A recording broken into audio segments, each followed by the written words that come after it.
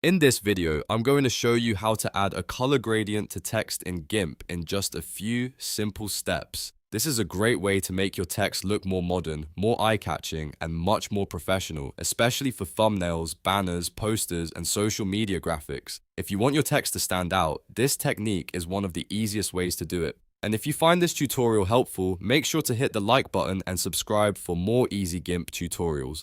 Alright, let's jump right in. First, open your GIMP project and make sure your text is already created on its own layer. On the right side of the screen, go to your Layers panel and click directly on the text layer. This is important because the gradient effect needs to be applied to the text layer itself, not to another layer in your design. Once your text layer is selected, look at the top area of the Layers panel for the Lock section.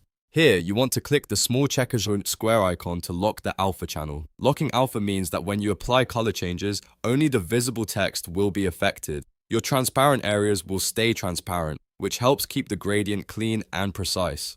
Now that the layer is ready, it's time to activate the gradient tool. You can do this very quickly by pressing the G key on your keyboard. That will switch you over to the gradient tool right away, saving you time compared to searching through the toolbox manually. Next, choose the colors you want for your gradient. Go to the toolbox and click your foreground color box and your background color box. Pick the two colors that you want to blend from one side of the text to the other. For example, you might use blue and purple for a stylish look, or red and orange for something bold and energetic. The colors you choose will completely change the feel of your design, so take a moment to test a combination you like. After selecting your colors, look at the Tool Options panel on the left side of the screen. Find the gradient box and click it to choose a preset style. A good option for this effect is FG to BG RGB because it uses the foreground and background colors you just selected. This makes it easy to create a smooth color transition without needing to build a custom gradient from scratch. Next, make sure the shape drop-down menu is set to linear. Linear is the best choice if you want a standard straight line gradient, which is perfect for text. It gives you a clean transition from one color to the next, either vertically or horizontally, depending on how you drag across the text. Now comes the fun part. Move your cursor over the text, click and drag across it to apply the gradient.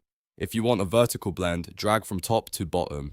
If you want a horizontal blend, drag from left to right. The direction you drag controls how the colors flow across the text, so you can experiment a little to get the look you want. As you drag, you will see a line appear with small circular handles. These handles are very useful because they let you adjust the gradient in real time. You can click and drag them to change where the color transition starts and ends. If the blend looks too wide or too narrow, simply adjust the handles until the split looks right. This gives you a lot of control over the final result, so take your time and fine-tune it if needed. Once you're happy with the gradient placement and color blend, press the Enter key on your keyboard. This confirms the effect and locks the color gradient into place on your text. At this point, your text should now display a smooth and stylish gradient finish. And that's it. You've successfully added a color gradient to text in GIMP.